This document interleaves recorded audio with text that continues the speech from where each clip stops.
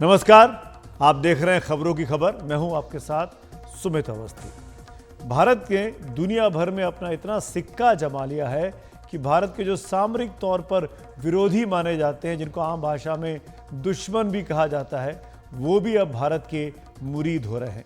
पाकिस्तान से तो आपने बयान सुने ही थे, अब चीन से भी इस तरह के बयान ऑफिशियली चीन के तरफ से आने शुरू हुए हैं।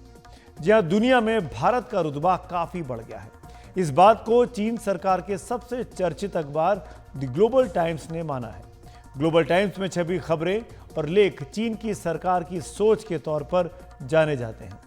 बीते कुछ साल में ग्लोबल टाइम्स आमतौर पर भारत विरोधी लेखों और संपादकीय के लिए चर्चा में रहा है, लेकिन इसी अखबार में 2 जनवरी को छपे एक लेख ने इस बार तमाम मोर्चों पर भारत की तरक्की की बात पर मुहर लगाई है।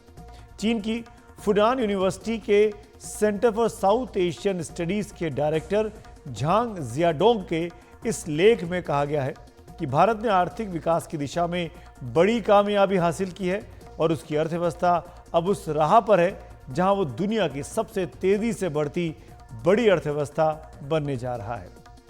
What I feel about the Bharat narrative in India नाम से अपने इस लेख में जियाडोंग ने कहा कि हाल ही में उन्होंने 2 बार भारत की यात्रा की। इस दौरान भारत के प्रतिनिधियों से बातचीत में उन्होंने महसूस किया कि चीन के विद्वानों के प्रति उनका रुख अब काफ़ी उदार हो गया है।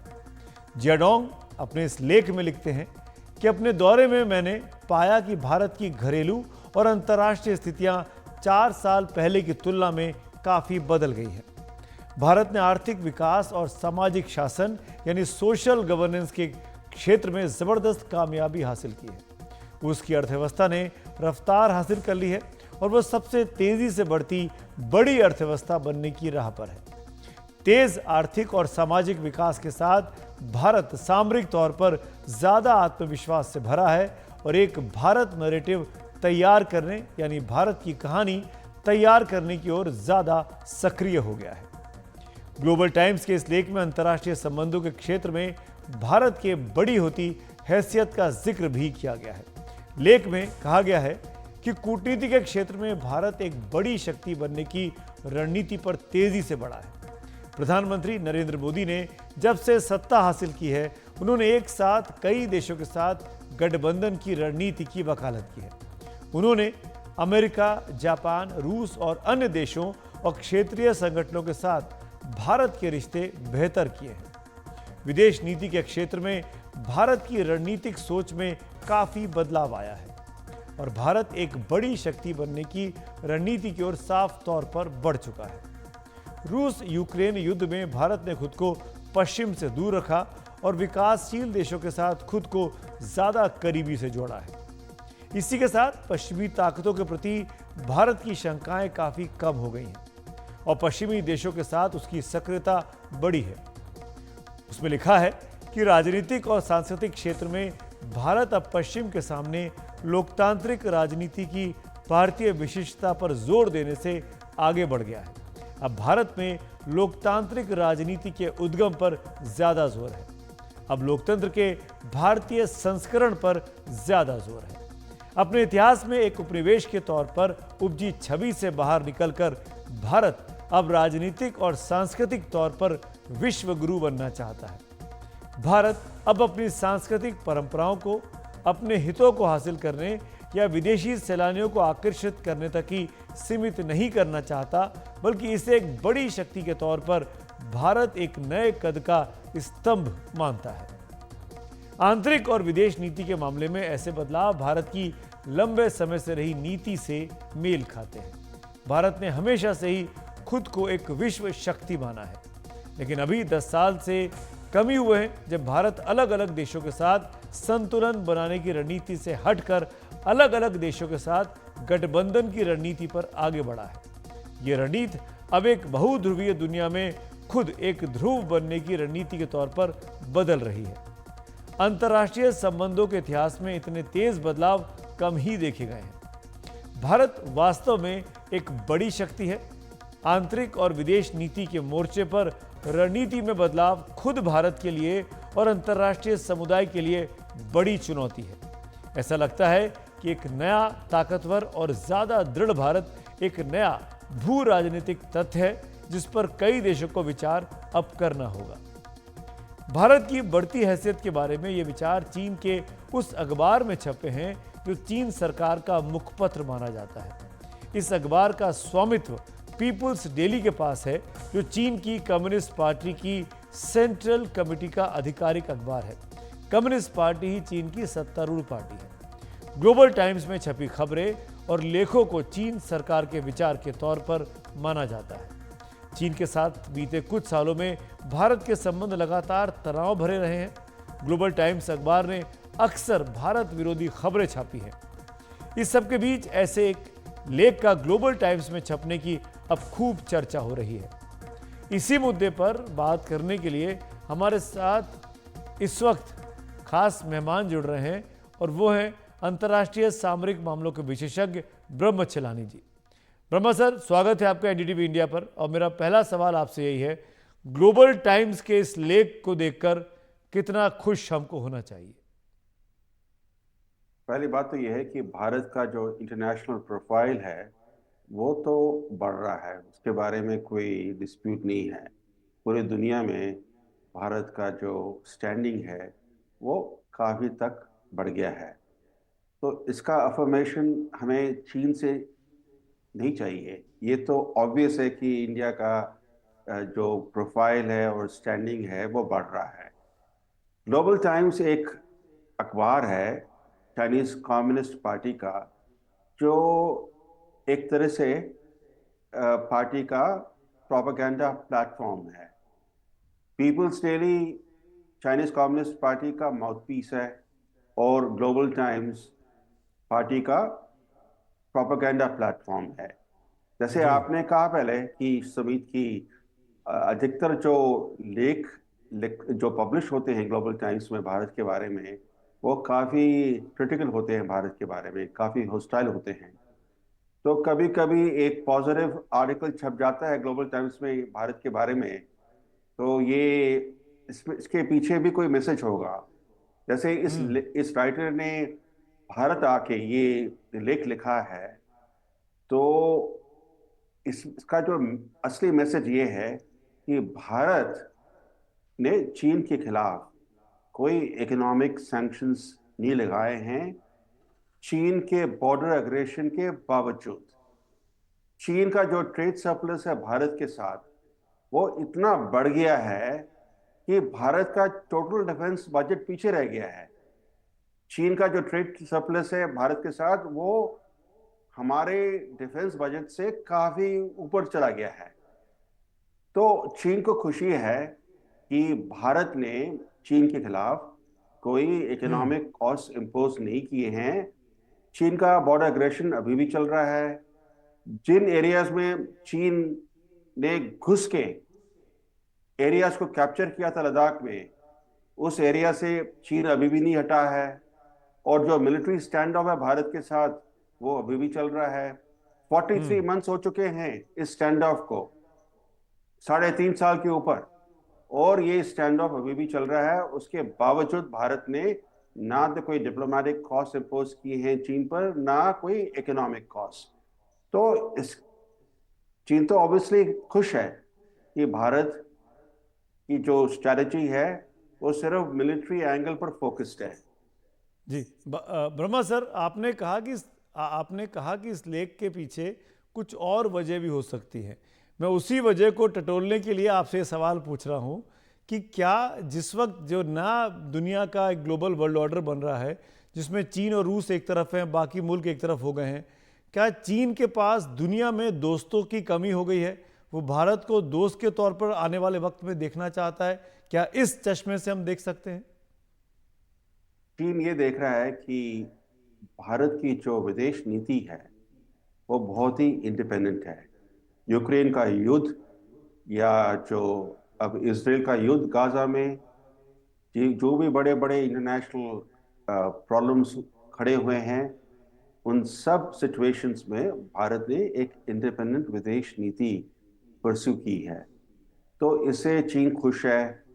और चीन और जो अमेरिकन पॉलिसी है उसके बजाय रूस चीन के नजदीक आ रहा है।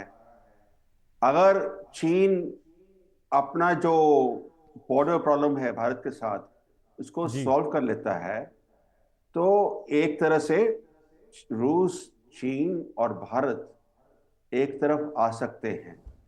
मगर हम्म ये एक्सपेक्ट करना कि वो चीन अपना बॉर्डर एग्रेशन खत्म करेगा, वो जो उसने इंक्रोचमेंट्स किए हैं वो इंक्रोच एरिया से हट जाएगा, इस तरह जी का एक्सपेक्टेशन हमें होना नहीं चाहिए। क्योंकि चीन एक बार ही कोई एरियाज ऑक्यूपाई करता है वो उससे हटता नहीं है। ये चीन, कम्युनिस्ट चाइना की हिस्ट्री है।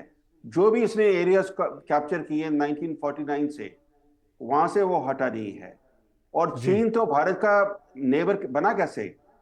ऑक्यूपेशन से। उसने तिब्बत ऑक्यूपाई किया, और तिब्बत ऑक्यूपेशन के बजाय चीन ने अपने आप को भारत का नेबर का स्टेटस इम्पोज किया भारत पर। अ, तो एक ये सवाल और इंक्रोचमेंट। ब्रह्मा सर, मैं हाँ। आपसे आपसे जो पूछना चाह रहा था, इस आर्टिकल के मुताबिक जो इसमें लिखा गया है, इसमें कहा गया है कि भारत अब अलग अलग देशों के साथ संतुलन बनाने की रणनीति से हटकर अलग अलग देशों के साथ गठबंधन की रणनीति पर आगे बढ़ गया है। यानी India shifted from multi balancing to multi alignment, और भारत खुद दुनिया में एक ध्रुव बनता जा रहा है। इससे आप कितना सहमत हैं? ये ठीक है असर्शन। मोदी सरकार के अंडर भारत की जो विदेश नीति है वो नॉन अलाइनमेंट से हट के मल्टी अलाइनमेंट की तरफ गई है। नॉन अलाइनमेंट एक तरह का पैसिव पोस्चर था कि आप साइड लाइन पे खड़े होके देख रहे हैं दुनिया की डेवलपमेंट्स। पर मल्टी अलाइनमेंट में आपका एक एक्टिव रोल है। आप जो इंपॉर्टेंट कंट्रीज हैं उनके साथ आप स्ट्रेटेजिक पार्टनरशिप बना रहे हैं। आप इकोनॉमिक रिश्ते स्ट्रेंथन कर रहे हैं। तो जी ये जो मल्टी अलाइनमेंट पॉलिसी है इंडिया की, ये कई सालों से ऑब्वियस रही है, और ये अच्छी बात है। Right. Thank you Brahma sir, अपने इस प्रिसाइज और इंसाइसिव डिटेल्स के लिए। आपसे बात करके हमेशा कुछ ना कुछ नया सीखने को मिलता है। थैंक यू सो मच ब्रह्मा चलानी। Thank you. इसके साथ साथ हमारे साथ अब इस वक्त एक और ख़ास मेहमान हमारे शो खबरों की खबर में जुड़ रहे हैं, और वो है भारत के पूर्व मुख्य आर्थिक सलाहकार कृष्णमूर्ति सुब्रमण्यम साहब। बहुत बहुत शुक्रिया शुक्रिया सुब्रमण्यम साहब, वक्त निकालने के लिए। आप तो भारत के पूर्व मुख्य आर्थिक सलाहकार रहे हैं। चीन के जो मुखपत्र ग्लोबल टाइम्स में जो लेख छपा है, आर्थिक मोर्चे पर भारत की तरक्की की बहुत तारीफ की गई है। क्या आपको लगता है कि देर से ही सही चीन अब इस बात पर पब्लिकली मुहर लगा रहा है कि भारत एक बड़ी आर्थिक शक्ति है? नमस्कार। देर आए दुरुस्त आए। हमने तो ये बातें बहुत पहले कही थी। आपको ध्यान होगा जब कोविड जी की हाँ। महामारी चल रही थी, तभी हमने कहा था कि वी शेप्ड रिकवरी होगी और भारत जो है 7% से ज्यादा जीडीपी का दर दर्ज करेगा। ये भी आपको ध्यान होगा कि बहुत सारे ऐसे कमेंटेटर्स थे जो कोविड के पहले भी जब थोड़ा स्लो डाउन हुआ था फाइनेंशियल सेक्टर में जो प्रॉब्लम्स थे उसके कारण, तो कह रहे थे कि भारत मिडिल इनकम ट्रैप में फंसने वाला है। भारत का जीडीपी ग्रोथ जो है अब 5% ही रहेगा, ऐसे काफी लोग कह रहे थे।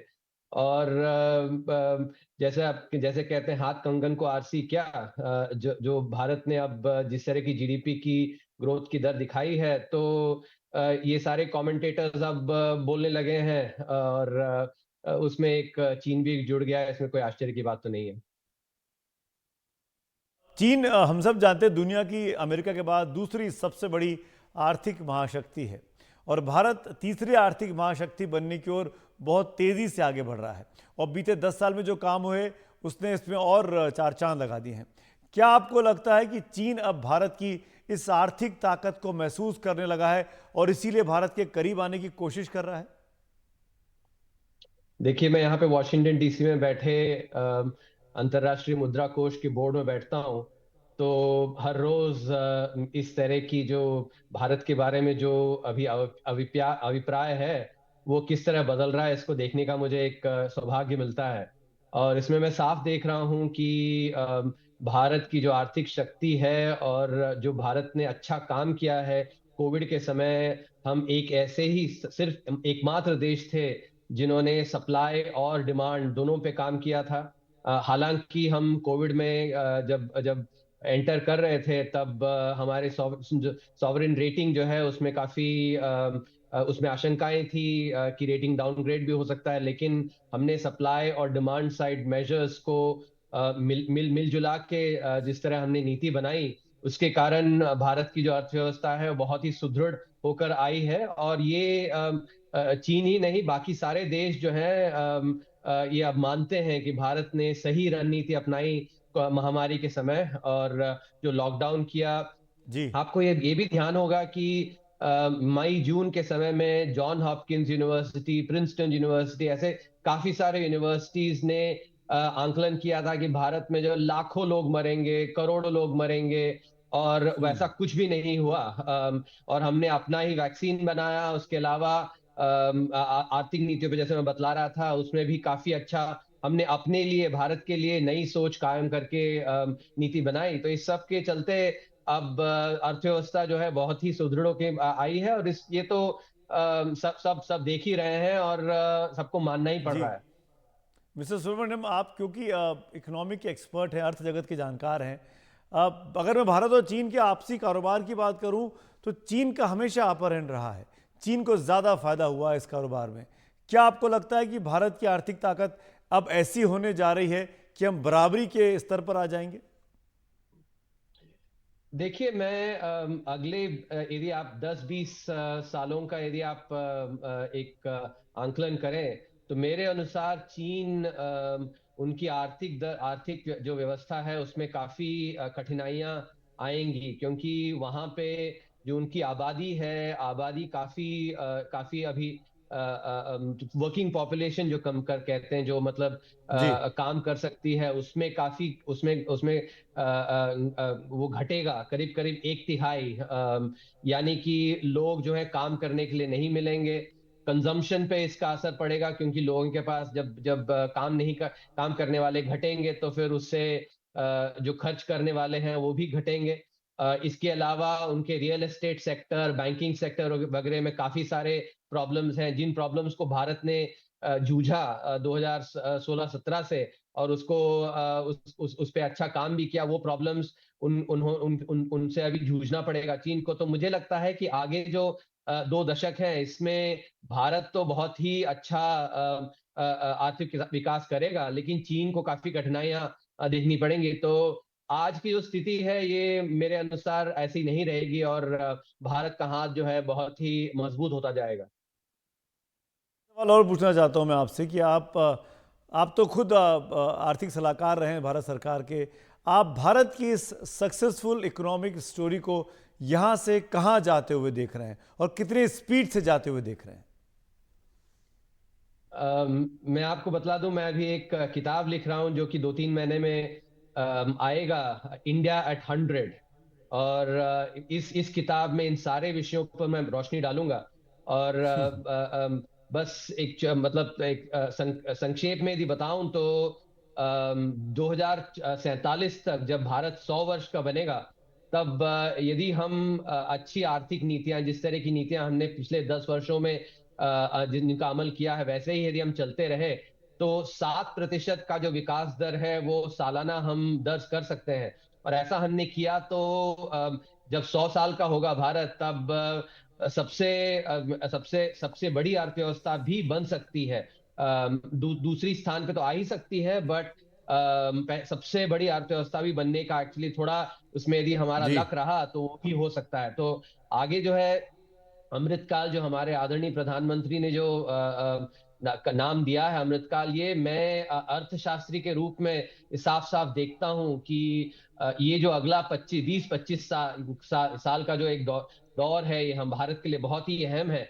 क्योंकि मैं आपको याद दिलाना चाहता हूं कि करीब करीब 13 या 14 शताब्दी के बाद भारत कभी सबसे बड़ी अर्थव्यवस्था कभी रहा नहीं है। तो एक ये 5-6 शताब्दी में एक ऐसा एक मौका आ रहा है भारत के पास, और ये इसीलिए ये अगले 20-25 साल जो है बहुत ही अहम है। इनमें भारत को बहुत फोकस्ड होके विकास दर जो है 7% से ज्यादा हो सके जी। तो 8% का विकास दर हमें रखना पड़ेगा, और ऐसा करेंगे तो हम विश्व की सबसे बड़ी अर्थव्यवस्था भी बन सकते हैं।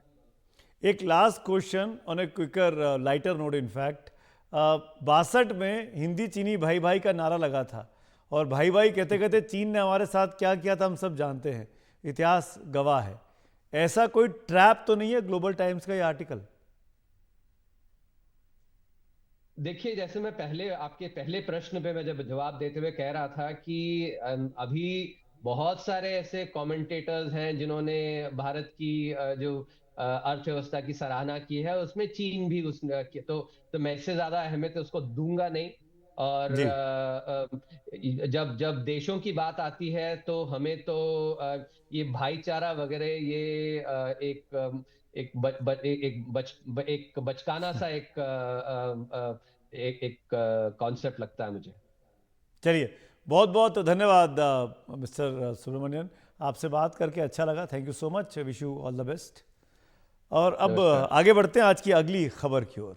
और अब बात आम चुनावों की तैयारी करी इंडिया गठबंधन की, जिसके दलों के बीच अभी तक सीटों के बंटवारे पर बात तय नहीं हो पा रही है। बंगाल में तृणमूल, केरल में लेफ्ट फ्रंट, दिल्ली और पंजाब में आम आदमी पार्टी, बिहार में जेडीयू आरजेडी, उत्तर प्रदेश में समाजवादी पार्टी, महाराष्ट्र में शिवसेना, उद्धव गुट और एनसीपी के साथ सीटों का बंटवारा कांग्रेस के लिए मुश्किल अभी तक साबित हुआ है। ये सभी दल अपने अपने प्रभाव वाले राज्यों में कांग्रेस को ज्यादा सीटें देने को तैयार नहीं है। इन राज्यों की कांग्रेस इकाई भी अपनी ओर से ज्यादा रियायत देने को तैयार नहीं है। इस बीच ये भी जानकारी आ रही है कि तृणमूल कांग्रेस, आम आदमी party, JDU, RJD, NCP, Sharad Pawar गुट और शिवसेना का उद्धव ठाकरे गुट, इन्होंने कांग्रेस को शामिल किए बिना आपस में ही सीट बंटवारे पर बातचीत की शुरुआत करने के संकेत दिए हैं। सूत्रों के मुताबिक ममता बनर्जी, शरद पवार, नीतीश कुमार, उद्धव ठाकरे और अरविंद केजरीवाल ने कांग्रेस से अलग एक वर्चुअल मीटिंग करने की तैयारी कर ली है, और शायद ये कोशिश है कांग्रेस पर दबाव बनाने की। इस बीच कांग्रेस ने इंडिया गठबंधन में शामिल दलों के साथ सीट बंटवारा तय करने के लिए 5 सदस्यों की एक कमेटी बनाई थी, जिसकी आज बैठक हुई। कांग्रेस अध्यक्ष मल्लिकार्जुन खड़गे द्वारा बुलाई गई इस बैठक में कमेटी के 5 सदस्य अशोक गहलोत, भूपेश बघेल, सलमान खुर्शीद, मोहन प्रकाश और मुकुल वासनिक, जो कि संयोजक भी हैं, वो गए, मिले खड़गे साहब से। उस बैठक में राहुल गांधी और प्रियंका गांधी भी शामिल रहे। इस बीच इस कमेटी ने अपनी सभी राज्य इकाइयों से बात करने के बाद रिपोर्ट तैयार की है, और वो रिपोर्ट सौंप दी है अपने आला कमान को। इसके बाद कांग्रेस ने कहा है कि उसने अपनी सीटें तय कर ली हैं, जिन पर जल्द ही सहयोगी दलों के साथ अब स्टेट वाइज, राज्य दर के हिसाब से बातचीत शुरू होगी। बहुत जल्द बातचीत शुरू होगी। इस कमेटी ने विभिन्न राज्यों के नेताओं के साथ चर्चा करी गठबंधन को लेकर, इंडिया अलायंस के विभिन्न दलों के साथ किस तरह से हमारा समझौता रहे, कौन सी सीटों पर हम लड़े, कौन सी सीटों पर वो लड़े, इस पर विस्तार से चर्चा पिछले कुछ दिनों में हमने अलग अलग बैठकों में करी, और उसका ब्यौरा आज खड़गे साहब के सामने राहुल गांधी जी, वेणुगोपाल जी के समक्ष हमने पूरी जानकारी रखी। और ये सारी जानकारी रखने के पश्चात अब शीघ्र ही हम गठबंधन ने जो विभिन्न राजनीतिक दल हैं उनके साथ चर्चा आरंभ करने जा रहे हैं, और ये अब ये सारे के सारे दल कब वो उपलब्ध हो सकते हैं, कौन सा समय उनको चर्चा के लिए मुनासिब रहेगा, उस पर हम चर्चा करके फिर आगे तय करेंगे कि किस तरह से हमें बढ़ना है। एनडीटीवी को मिली जानकारी के मुताबिक इस कमेटी ने 8 राज्यों में सीट समझौता करने की सिफारिश की है, और ये 8 राज्य हैं। उत्तर प्रदेश, जहां पर 80 लोकसभा की सीटें हैं, यहां पर समाजवादी पार्टी और राष्ट्रीय लोकदल के साथ समझौता होना है। सपा इसमें बड़ा रोल प्ले करेगी। महाराष्ट्र में 48 सीटें हैं, जहां पर एनसीपी, शरद पवार गुट और शिवसेना के उद्धव ठाकरे गुट के साथ बातचीत होनी है। बंगाल, जहां पर 42 सीटें हैं, यहां पर ममता बनर्जी की तृणमूल कांग्रेस के साथ बातचीत होनी है। कांग्रेस के 2 सांसद हैं, लेकिन ममता भी 2 ही देने को तैयार है, कांग्रेस 4 या 5 चाहती है। बिहार में 40 सीटें हैं, यहां पर जेडीयू, आरजेडी और सीपीआई-एमएल के साथ बातचीत होनी है। तमिलनाडु में 39 सीटें, यहां भी 3 से अधिक पार्टनर हैं, डीएमके, एमडीएमके, पीएमके और कांग्रेस। किसको क्या मिलेगा ये समझौते में तय होगा। झारखंड में 14 सीटें हैं, यहां पर जेएमएम और आरजेडी के साथ बातचीत से सीटें तय होंगी। दिल्ली में 7 सीटें हैं और वहां पर आम आदमी पार्टी के साथ कांग्रेस बातचीत करने के मूड में है, समझौता करने के मूड में है। जम्मू कश्मीर में 5 सीटें हैं, लेकिन यहां पर भी 3 पार्टियां हैं, पीडीपी, नेशनल कॉन्फ्रेंस और कांग्रेस। इनमें 5 सीटों का बंटवारा होगा। जिन राज्यों में गठबंधन और राज्य इकाइयों के दबाव में कांग्रेस पार्टी ने फैसला किया है कि वो अलायंस में नहीं जाएगी, वो है पंजाब, जहां पर आम आदमी पार्टी की सरकार है। यहां पर 13 लोकसभा सीटें हैं, यहां पर सीट शेयरिंग शायद ना हो, भले ही दोनों पार्टियां इंडिया गठबंधन के भीतर हो। इसी तरीके से केरल, जहां पर यूडीएफ और एलडीएफ के बीच मुकाबला होता है, जहां पर बीजेपी है नहीं, वहां पर मुकाबला अभी भी कांग्रेस वर्सेस लेफ्ट का ही होगा, तो यहां भी सीट शेयरिंग नहीं होगी। यानी 543 सीटें जो लोकसभा की हैं, उनमें से 50% के आसपास, करीब करीब 270 से 275 सीटों पर कांग्रेस अपने सहयोगियों के साथ सीट शेयरिंग का मन बना रही है। और बाकी की जो 270-72 सीटें बचती हैं और ऑलमोस्ट 50%, वहां पर कांग्रेस बीजेपी के साथ सीधे मुकाबले में उतरना चाहेगी। ये वो राज्य हैं जहां पर आज भी कांग्रेस और बीजेपी की सीधी टक्कर होती है। और ये राज्य हैं दक्षिण में कर्नाटक, पश्चिम में राजस्थान और गुजरात, मध्य प्रदेश सेंट्रल में, छत्तीसगढ़ से लगा हुआ राज्य, एक और दक्षिण का राज्य है तेलंगाना, उत्तराखंड, हरियाणा, हिमाचल प्रदेश, ओडिशा और पूर्वोत्तर के 7 राज्य। इन जगहों पर कांग्रेस पार्टी सीधी फाइट में बीजेपी के साथ जाना चाहती है। अभी केवल आंध्र प्रदेश ही एक बड़ा राज्य ऐसा है जिसमें स्थिति साफ नहीं है। कांग्रेस ने टीडीपी के नेता चंद्रबाबू नायडू से भी गठबंधन का रास्ता अभी तक खुला रखा है, उनसे भी पार्टी बातचीत कर रही है। उधर तेलंगाना में सरकार बनाने वाली कांग्रेस में आज वाईएसआर तेलंगाना कांग्रेस का विलय हो गया। ये पार्टी आंध्र प्रदेश के मुख्यमंत्री जो है जगन मोहन रेड्डी की बहन वाईएस शर्मिला की पार्टी है, जो खुद कांग्रेस अध्यक्ष मल्लिकार्जुन खड़गे और राहुल गांधी की मौजूदगी में आज सुबह कांग्रेस में शामिल हुई। वाईएस शर्मिला आंध्र प्रदेश के पूर्व मुख्यमंत्री और कांग्रेस के कद्दावर नेता रहे वाईएस राजशेखर रेड्डी की बेटी हैं। वाईएस शर्मिला ने भी इस मौके पर कांग्रेस के लीडरशिप की जमकर आज तारीफ की है। Very happy to be merging YSR Telangana party into the Congress party. It gives me immense joy that the YSR Telangana party is going to be a part of the Indian National Congress from today onward. Congress को जिन दलों से सबसे ज्यादा चुनौती अब मिलने वाली है सीट शेयरिंग पर, उनमें तृणमूल कांग्रेस और आम आदमी पार्टी के नाम लिए जा सकते हैं।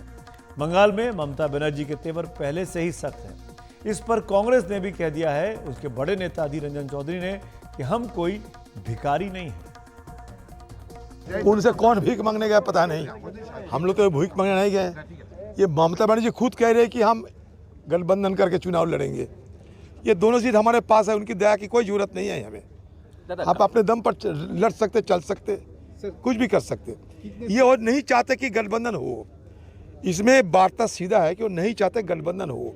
अगर गठबंधन नहीं होते हैं तो सबसे ज़्यादा खुशी कौन होगी आज हिंदुस्तान में?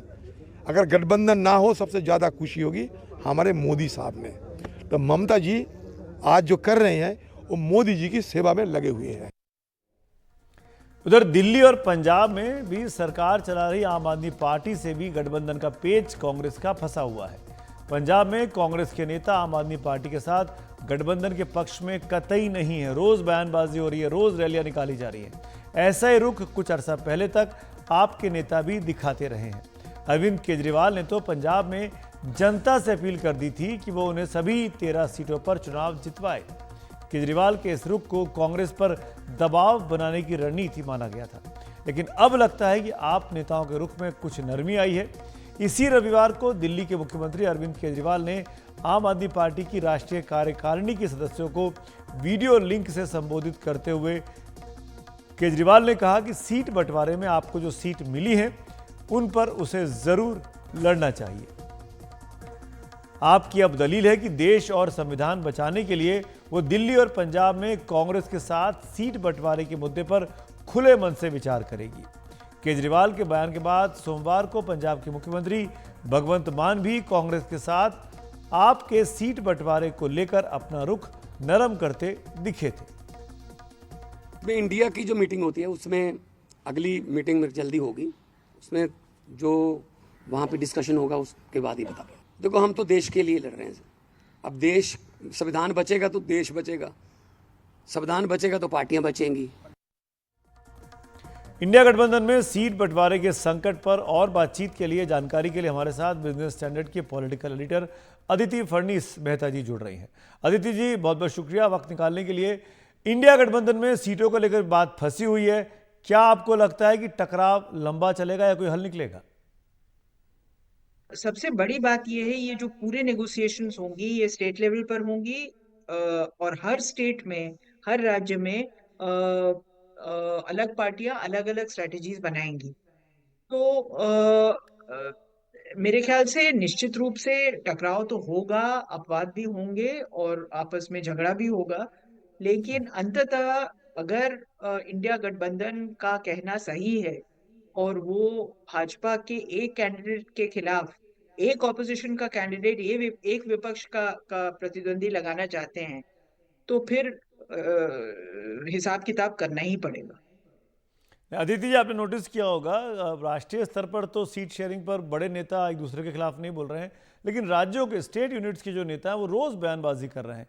क्या आपको नहीं लगता कि ऐसी बयानबाजी, जैसे अभी हमने अधीर रंजन चौधरी को सुना, सीट बंटवारे में दिक्कत पैदा कर सकती है? जब चौके में दो बर्तन होते हैं तो वो शोर मचाते ही हैं, वो आपस में टकराते ही हैं, ये नियम है प्रकृति का। तो अब इतनी सारी पार्टियां हैं, इतने सारे लोग हैं जो अपने आप को नेता मानते हैं, तो जाहिर है कि टकराव तो होगा ही। लेकिन उस टकराव को कैसे पाटा जाए और वो टकराव कड़वाहट में न बदले और लोगों को ये लगे कि हाँ, हमारे सामने सिर्फ एक प्रतिद्वंदी नहीं, एक से अधिक प्रतिद्वंदी हैं जो कि दोनों का वजन इक्वल है। अगर लोगों को लगता है और लोग इसका आकलन करते हैं, तो फिर चाहे जीते या हारे, इंडिया अलायंस का जो टारगेट है कि हमें एक साफ सच्ची लड़ाई लड़नी है, वो पूरा हो जाए। लेकिन अदिति जी, अगर मैं कंपेयर करूं, आपने कहा कि 1 to 1 सीट पर मुकाबला होना है बीजेपी के साथ। बीजेपी की तैयारियां शुरू हो चुकी हैं, उनकी लाभार्थियों वाली बस पूरे देश भर में घूम रही हैं। प्रधानमंत्री मोदी ने साउथ की ओर फोकस करना शुरू कर दिया है।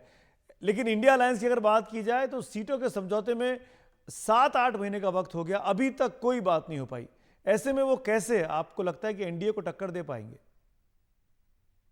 निश्चित रूप से इसमें कोई शक ही नहीं है और इसीलिए इतनी जल्दी जल्दी अगर फिजिकल मीटिंग नहीं हो पा रही है तो वर्चुअल मीटिंग से निर्णय लिए जा रहे हैं।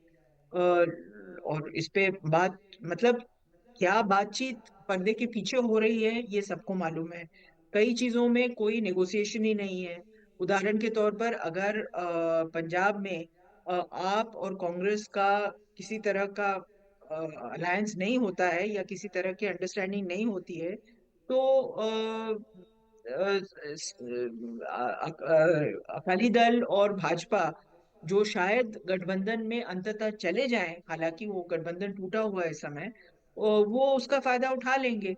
अगर आपस में ये लोग लड़ते रहे तो फायदा उनको होगा, अगर नहीं लड़े और किसी तरह की सोच के तहत, किसी सुनियोजित योजना के तहत अगर लड़ते हैं और आपस में बातचीत हो जाती है, तो फिर हो सकता है कि भाजपा और अकाली दल को वो परिस्थिति न देखनी, जी, इस स्थिति में न हो कि वो उनको वही नंबर मिले जो कि पिछली बार मिले थे।